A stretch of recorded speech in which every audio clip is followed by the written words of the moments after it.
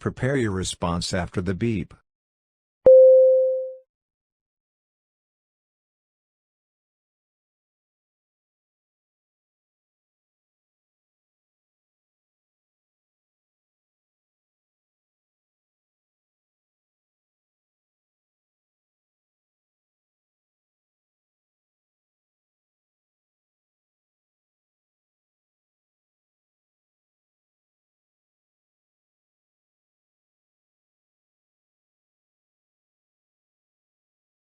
Start speaking after the beep.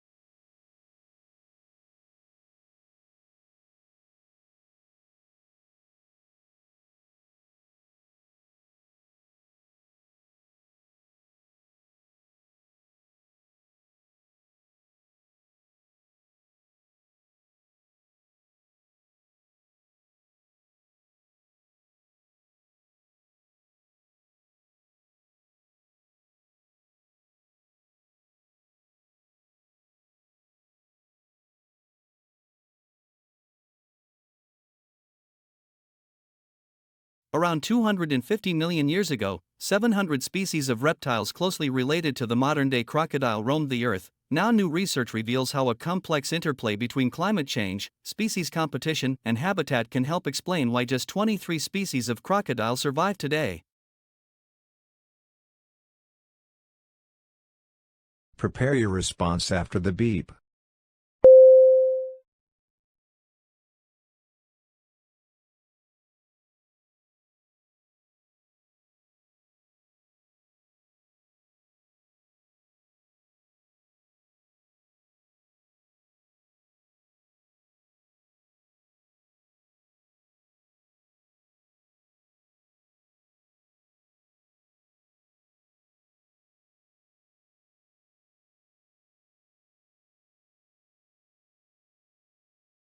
Start speaking after the beep.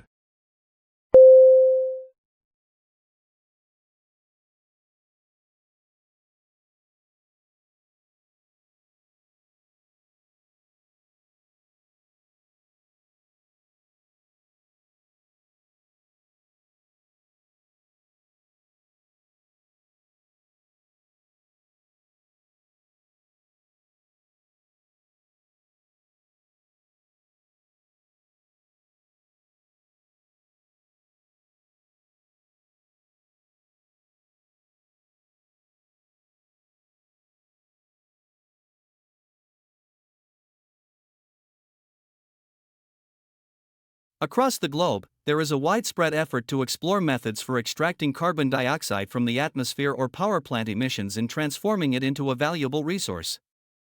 Among the various ideas being explored, the concept of converting carbon dioxide into a stable fuel shows significant promise. This semester will be from October to January. Prepare your response after the beep.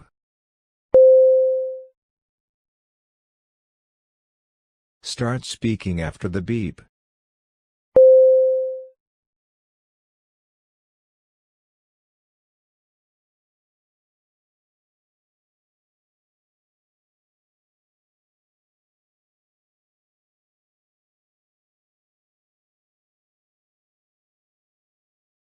This semester will be from October to January. Your car can park in the building behind the medical center. Prepare your response after the beep.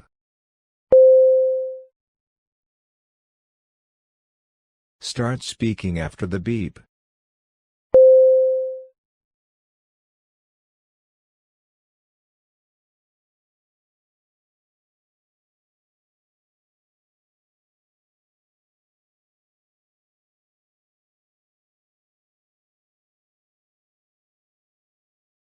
Your car can park in the building behind the medical center.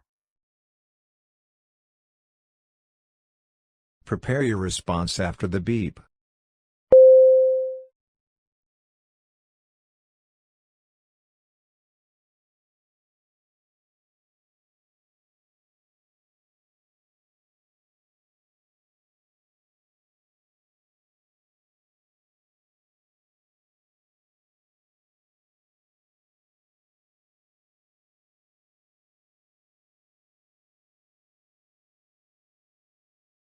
Start speaking after the beep.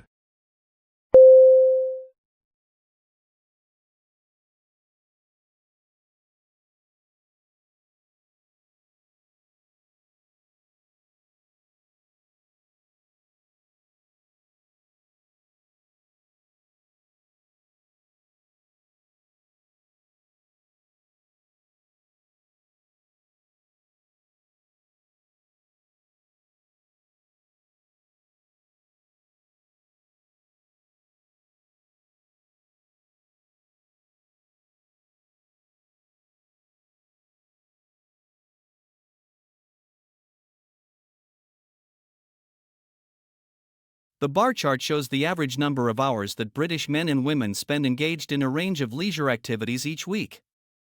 Both men and women spend by far the largest proportion of their leisure time consuming mass media, with men spending an average of just over 16 hours and women a little over 14 hours per week engaged in this activity.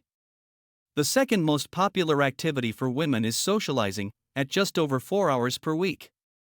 For men, it's hobbies, computing or games, also at a little over 4 hours per week. The most noticeable difference between the genders can be seen in relation to the category of hobbies, computing or games. Men spend almost twice as long on these activities as women do. Prepare your response after the beep.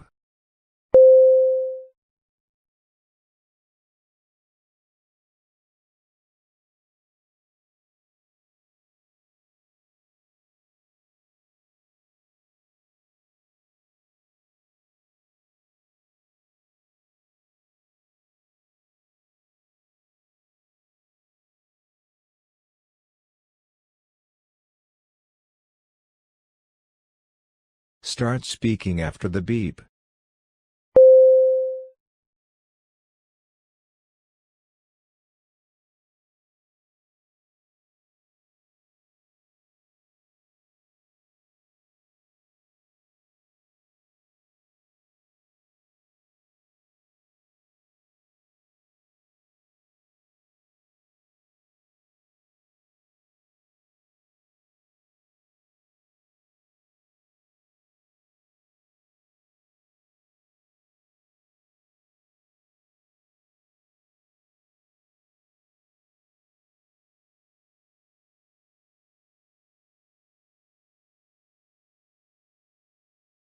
The bar chart shows what percentage of their free time British people of different ages and genders spend on their devices.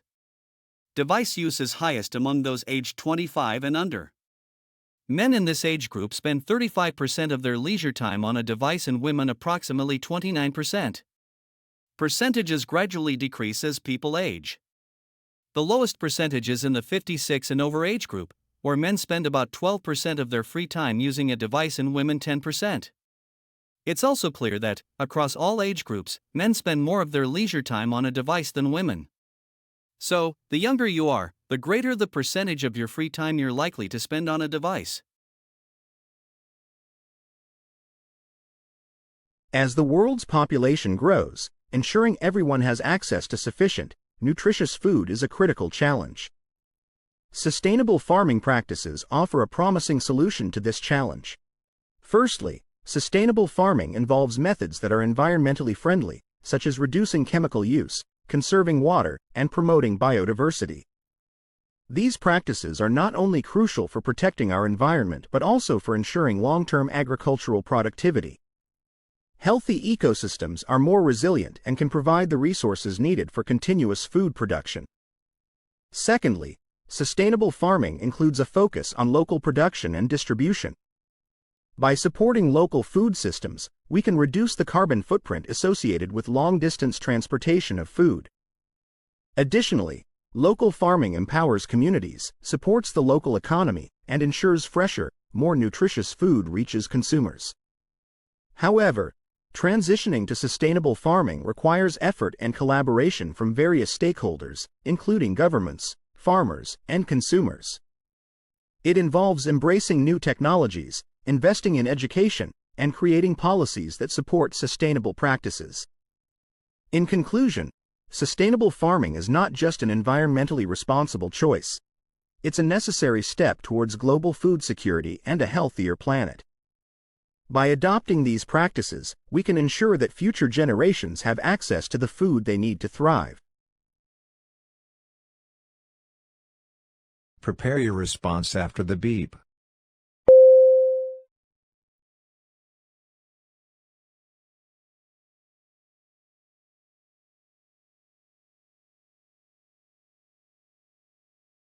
Start speaking after the beep.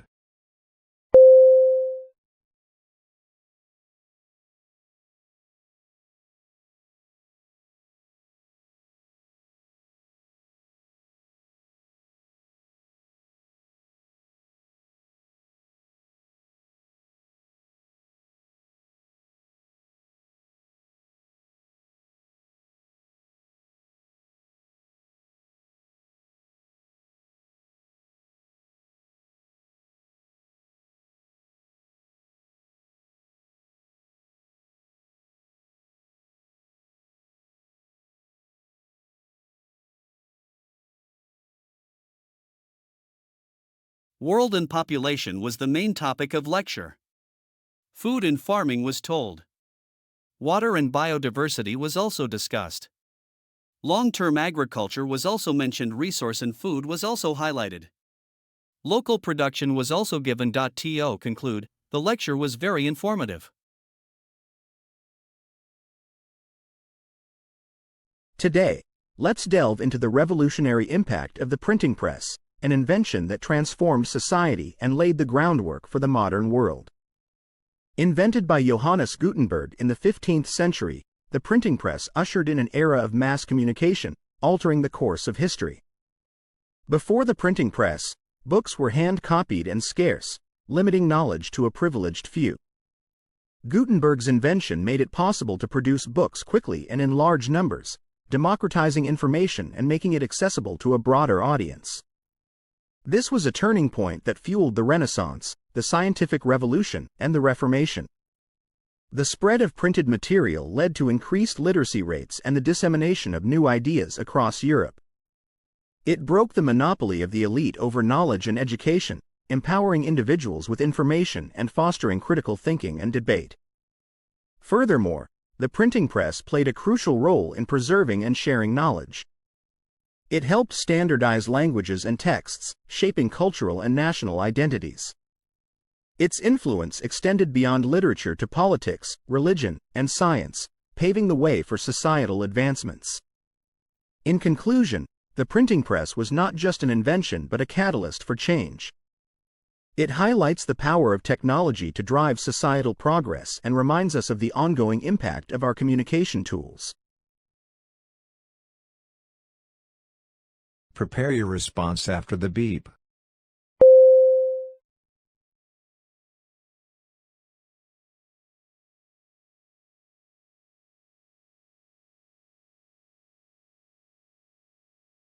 Start speaking after the beep.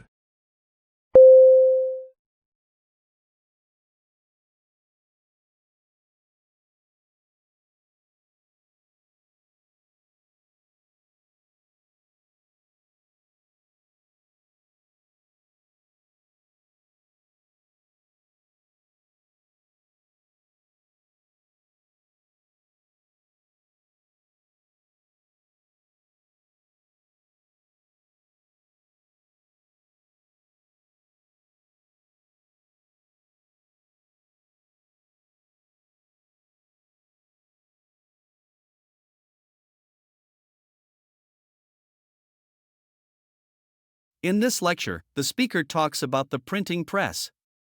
He also mentions the role of mass communication and books in the modern world. Additionally, he discusses the scientific revolution, new ideas, critical thinking, and debate. He further touches on literature, politics, and the power of technology. In conclusion, this lecture was very informative. Two students and an IT support officer are discussing campus facilities at university. You know, I've been spending so much time in the library lately, and while it's pretty good, I wish there were more quiet study rooms available. It feels like they're always booked up, especially around exam season. Sometimes it's hard to find a spot where you can really focus without distractions. Oh, I totally agree about the study spaces, Liam. And speaking of facilities, I've noticed the Wi-Fi in some of the older buildings can be pretty unreliable. It constantly drops out, which is super frustrating when you're trying to hand in an assignment or watch a lecture. We're paying a lot for tuition. You'd think the basic internet would be really good everywhere.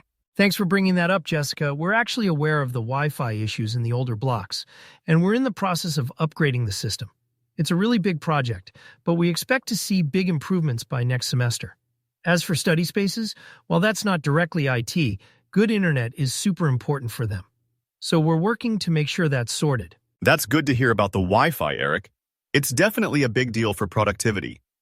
And just wondering, have you considered adding more specialized computer labs? Sometimes specific software, like for engineering or design, is only available in a few labs, and they're always packed. It'd be great to have more access to those high-spec machines. Yeah, definitely more lab access would be amazing. But can we talk about the campus gym for a second? It feels really outdated compared to other universities, and the equipment often seems to be broken. I think getting some new machines and maybe making the space bigger would really encourage more students to stay active and use the facilities. I can definitely pass on the feedback about the specialized labs, Liam. We often check what software is needed and how much the labs are used, so your input is valuable. About the gym, Jessica, that falls under the Sports and Recreation Department, but I know the university is always looking at ways to improve student well-being, and facilities are part of that. There are budget discussions happening all the time for these kinds of improvements. It just seems like these improvements always take forever, or they're just fixing things after they break instead of planning ahead. I mean, it's not just about fixing what's broken, but looking at what students actually need for modern learning and living. Maybe there should be a more regular, organized way for students to give feedback directly to facility managers, not just IT or sports, about everything from study zones to food outlets. That's a great point, Liam. Like a proper student facilities committee, or even just a suggestion box system that they actually check regularly would be so helpful. It would make us feel more heard. Even simple things like more accessible water fountains or better lighting in some areas could really improve daily life on campus. I appreciate that perspective, both of you.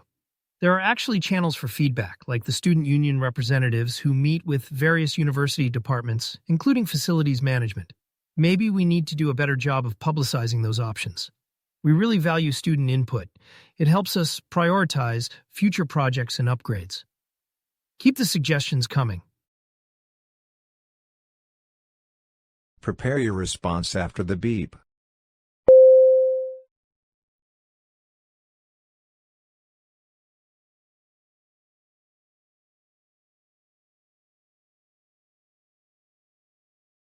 Start speaking after the beep.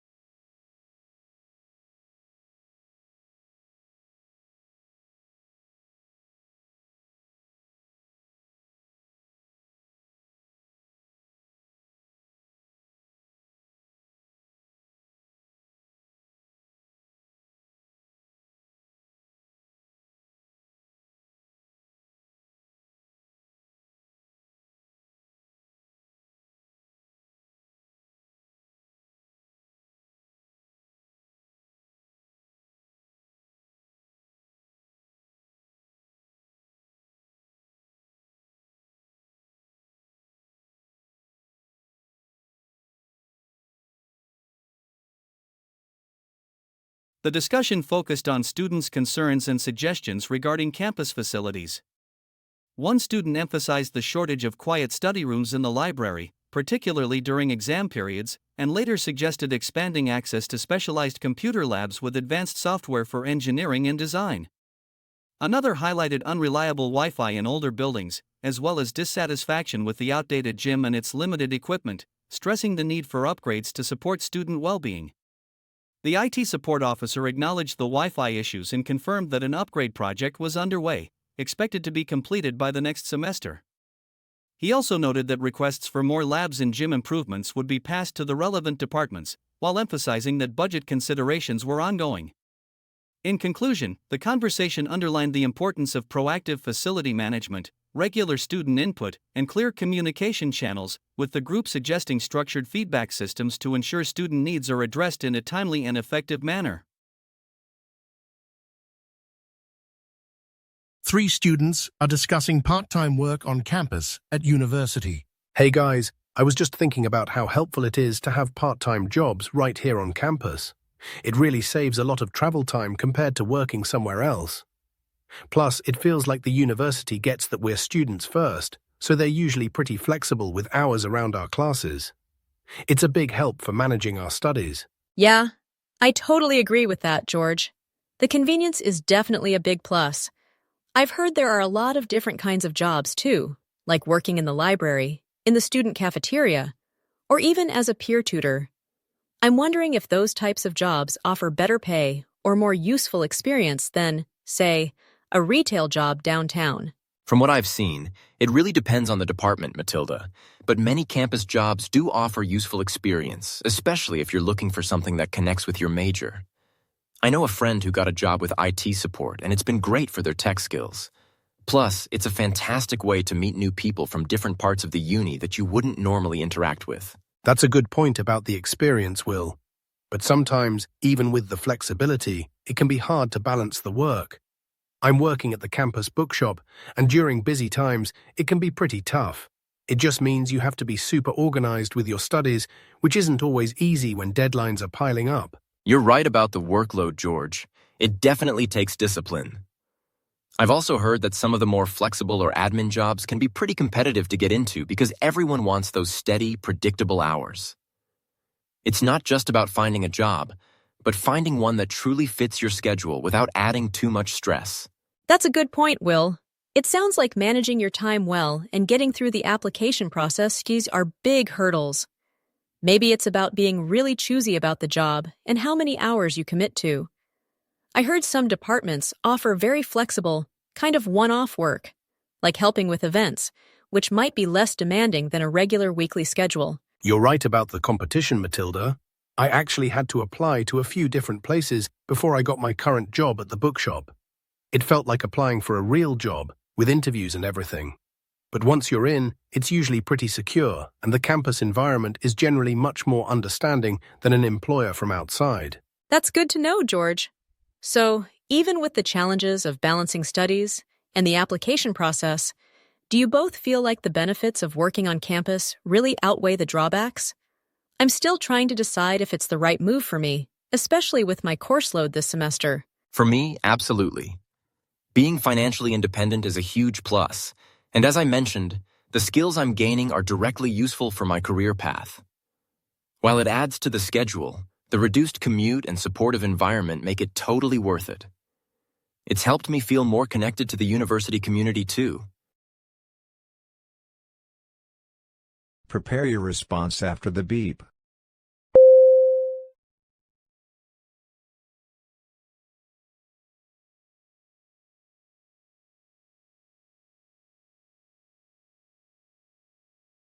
Start speaking after the beep.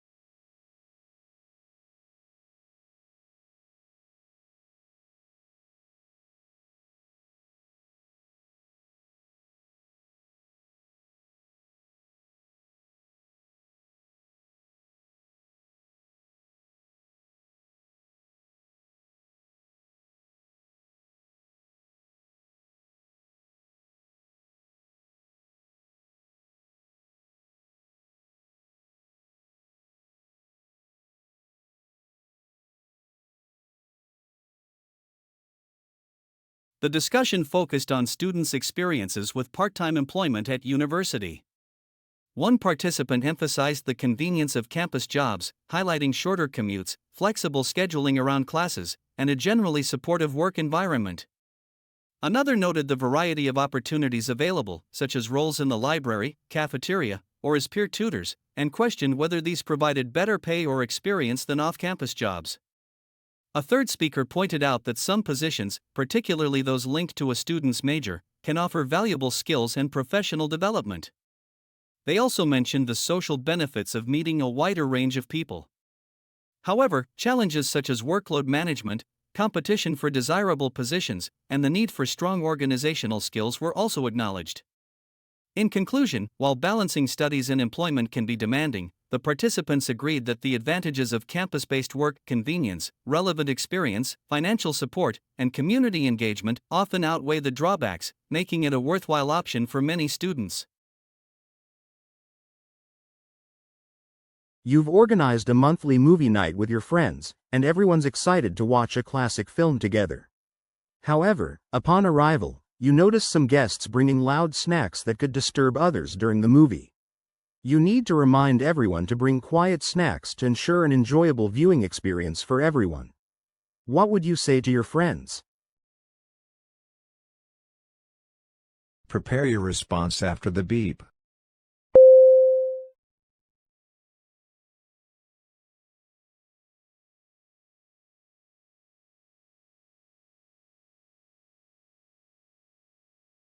Start speaking after the beep.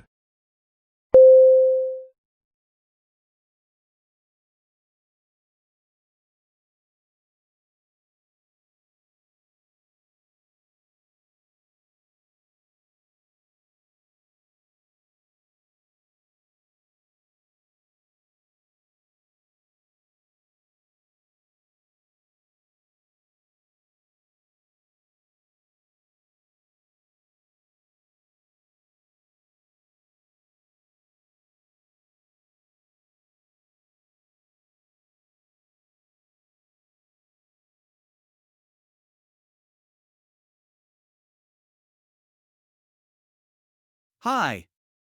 I would like to discuss an issue we have encountered with the monthly movie night. The background is that everyone's excited to watch a classic film together. However, upon arrival, I noticed some of us bringing loud snacks that could disturb others during the movie. In the situation, what I can think of is to gather the louder snacks. Besides, another thing that comes to my mind is to provide quiet snacks. You've organized a team building activity for your colleagues at a local park. However, upon arrival, you notice some team members are not participating actively and seem disengaged.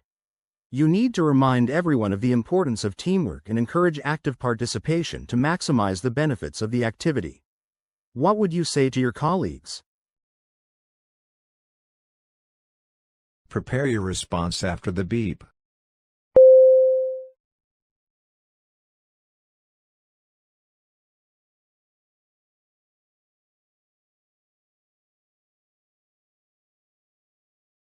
Start speaking after the beep.